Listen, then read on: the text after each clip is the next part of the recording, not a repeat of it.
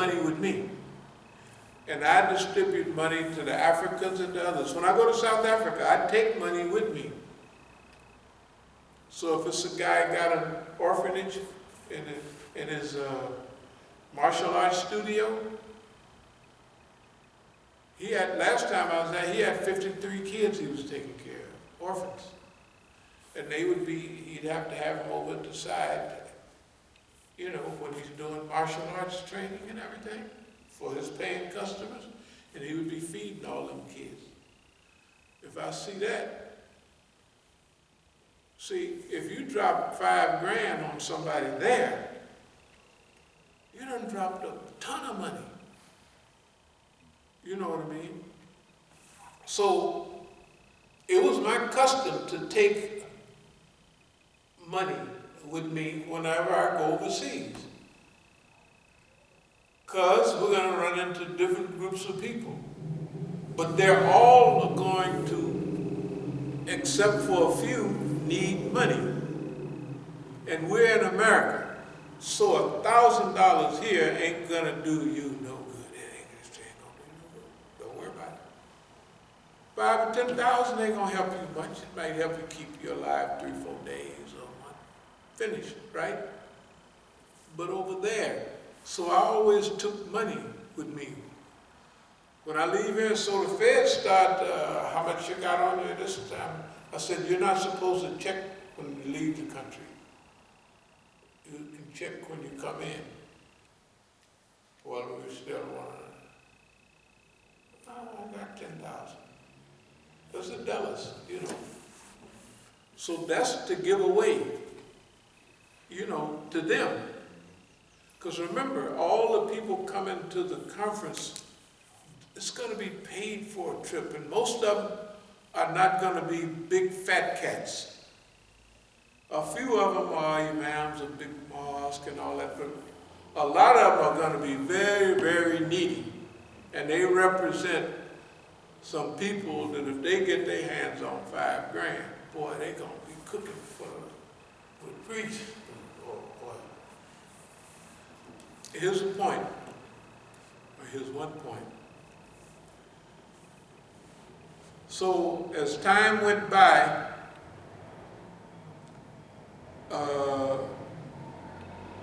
they began to isolate me in Tehran. That's why I said I don't know. They said this was on the front page, but all the other newspapers that I was on the front page of them, I could go find a copy. I couldn't find no copies of this. If it was other copies, this is in the political newspaper. It outlines what I said in a lecture at the University of Tehran, what Iran should do. Now, first of all, you got to be saying something if anybody wants to put it on the front of their newspaper. But even if they want to trick you, right, they have to go through the process of translating, and maybe they did put it out. I couldn't find no copies of it. I couldn't find any copies of it. And I haven't been back to Iran since.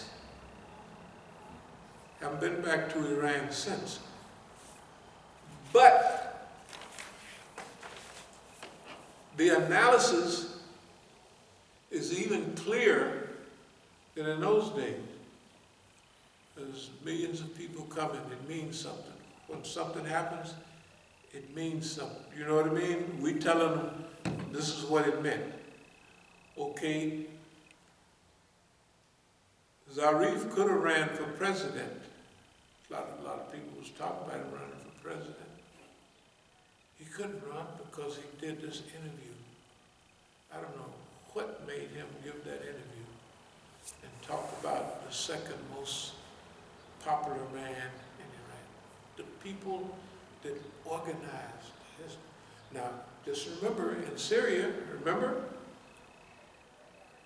they didn't even let him go to Syria.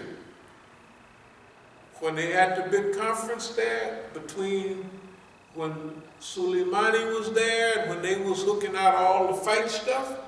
Why? Because they didn't want him there. Because he's a sweetie pie. And what did they do? They said, your white folks is here.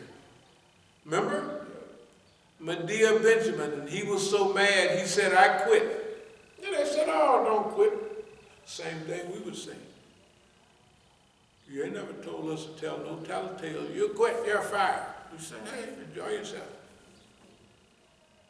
Enjoy yourself. Right? They just don't get up on nothing, that's all. Nothing that's important. I'm telling you. So, what this boils down to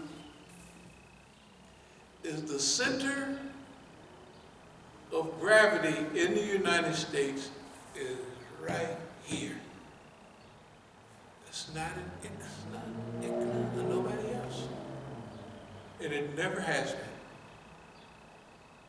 It never has been. And I'm going to mention how I know what I'm talking about for sure. Of course, I've been knowing what I'm talking about. And in 1989 and 1990, when I wrote that other article, I went to Iran and I spent 6 or 7, I spent a long time there. I spent a long time there because I had a lot of work to do and I wasn't there to tell nobody what the work was. There was a good friend of mine, he was in New Orleans. And I knew he was straight out of all the guys because his relationship with Negroes. And I knew him personally. His name was Mahmoud Mugadda.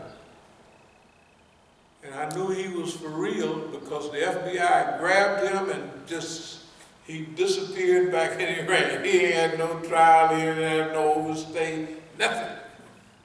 So I knew he was all right. So when I spent this time in Iran, at that time he was a colonel in the Revolutionary Guards. And technically he passed away many years ago because during the war he was at the war front and that poison gas, and I didn't know. He didn't tell me when I got wounded at poison gas. All I knew was the parade ground was up a couple of long flights of stairs outside, and he was walking up halfway and he stayed down there for a while to get his breath. And but you know where you know, it wasn't a big deal. So, when I went there with him, that's when I dissected. Do y'all remember me telling you this part of the thing? That I outlined what I believe was going on in the United States. Who was who and what was that. And I had I said you could bring a few officials from, the security services. Did I ever mention that? That I had people talking from, I mentioned partially, but I didn't mention it fully. That the contact with Iranian security forces. Okay, so after that, no contact with nobody, no nothing like that. The brother passed away. When I realized that they was listening to everything that was said, and they put a team on the stuff we talk about, and now, for a long time, I could tell what I say here and what I see happens there is a definite response. And I could tell, remember I was saying, well, yeah, I bring a lot of money back sometime. Well, I would let somebody know when I got back. My wife and kids, the only ones would know. How much it was, yeah, and I kept rubbing it in. Pretty soon, the leader of the Daftar at that time said, don't tell nobody, especially your wife. So I already knew the hookup. Abdul Malik, Mr. Bahia, the tattletales here, one solid mass. Yeah, I just knew it just like I know what's sitting here. Remember, when you don't have an intelligence service of your own,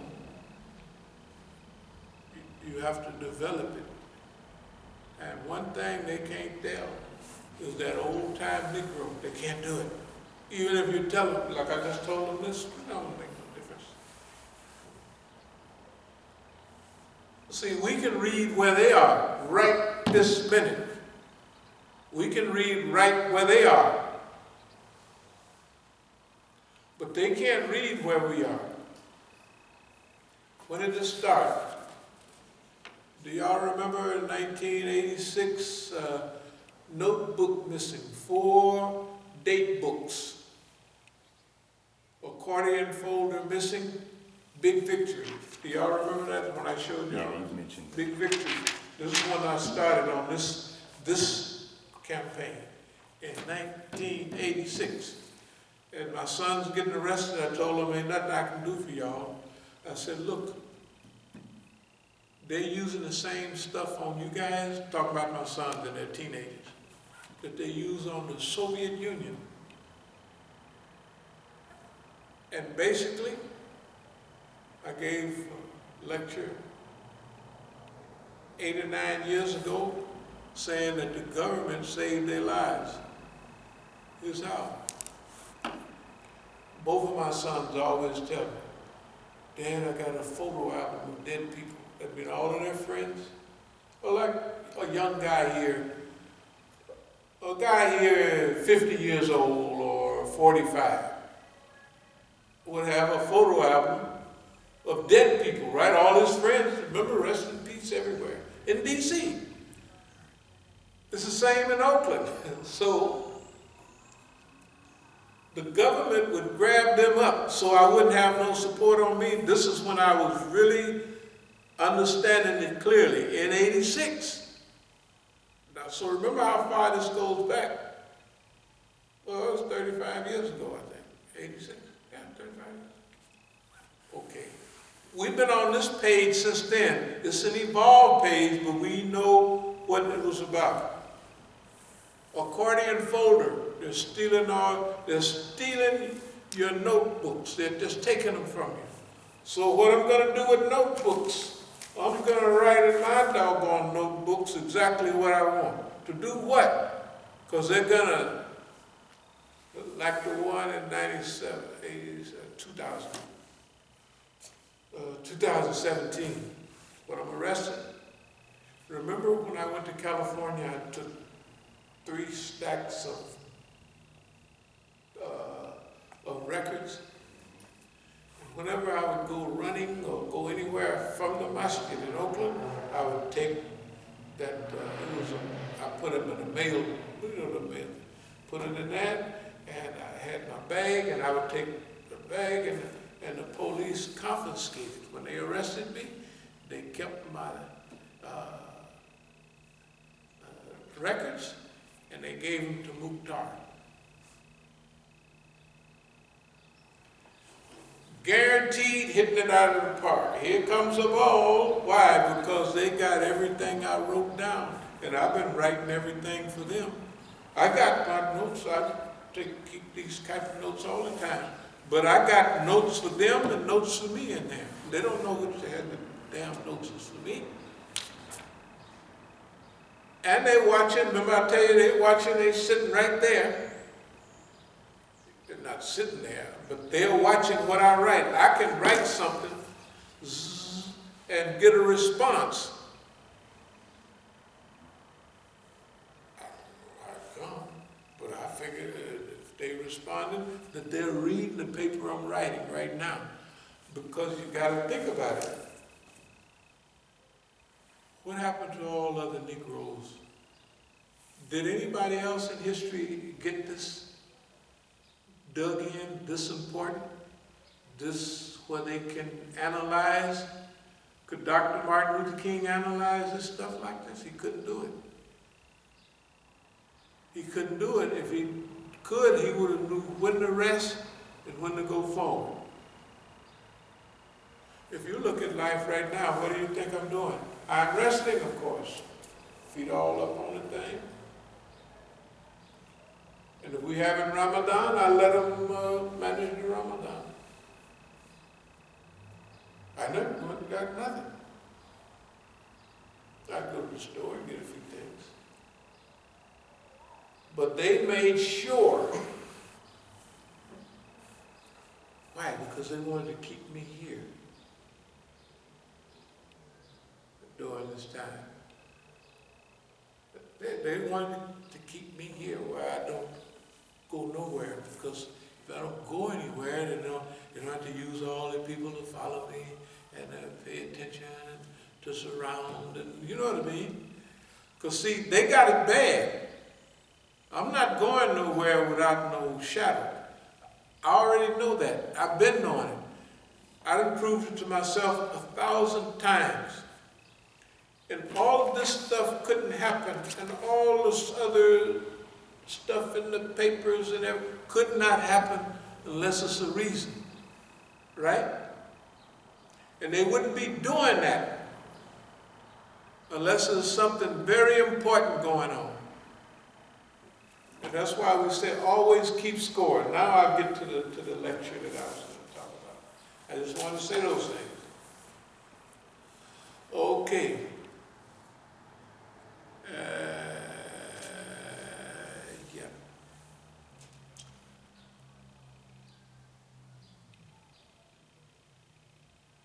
New social contract. That's about the world we live in. You remember what's that guy's name? Wrote about the social contract, you know, whatever. Not Thomas Paine.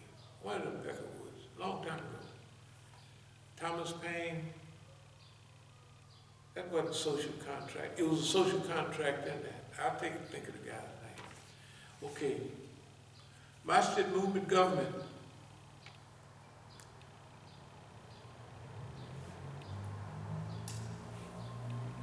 The things that they've been doing with us, the government don't have a right to do those things. All the things they did, remember? They done sold property out there. They done sold property. Mukhtar's name. Yeah. But they don't have a right to do that because my name is on all the property. Should I jump up and do something about it? Absolutely not. I do something about it when I get ready. Because they done broke the law. They done broke the law. Not me. We study what is when you have a time limit and you have to do certain things within certain time. But there are certain things that you don't have to do within a certain length of time. If you got hit over the head, if you're charging the police, you get 1 year now. We're not going that way, we're going the other way.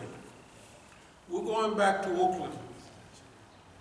And now we're going to take care of everything that we could have taken care of years ago. But remember waiting for a sign, expecting a sign. Sometimes, when you keep score, who's who is what's what, when you keep score, you might have a feeling of signals coming, timing, and what have you. It's happened in history. And it's happened good time and big time. When I was in Colombia, smuggling and what have you. We smuggle a lot of blow up here, but I was in Bogota. Then I moved to Medellin. But there's a city called Cali in Colombia. And everybody was telling me, all of the beautiful women. The women in Cali are a mixture of Caribbean, Spanish looking, and I wouldn't be out of place there in Cali. Plus, they had the Cali cartel, which became number 2 after the Medellin cartel, right? I stayed where we was out of place, in Bogota, in Colombia. When me and my friends would walk down the street, we could see, Septimo was a big street like New York City. You could, when we would look, we was only a little over 6 feet tall. We were a head taller than everybody.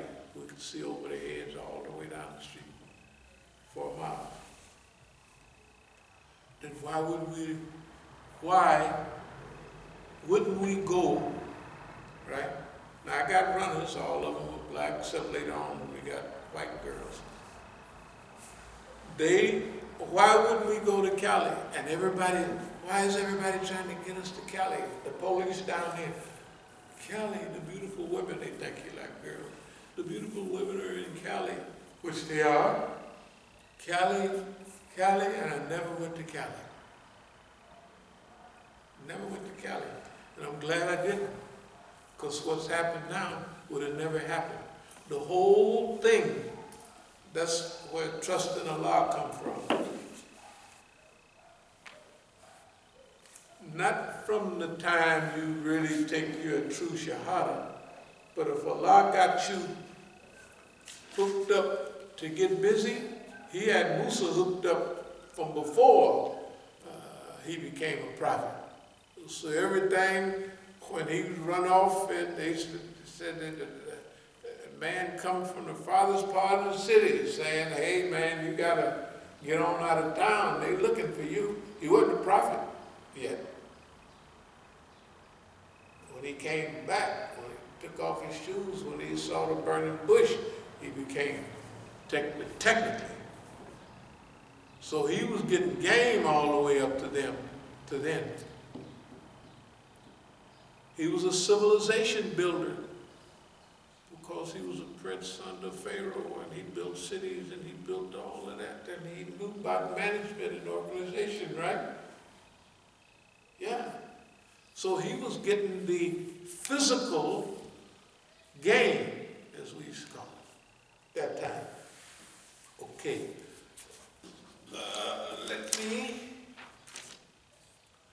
I just talked about 1989 and 1990.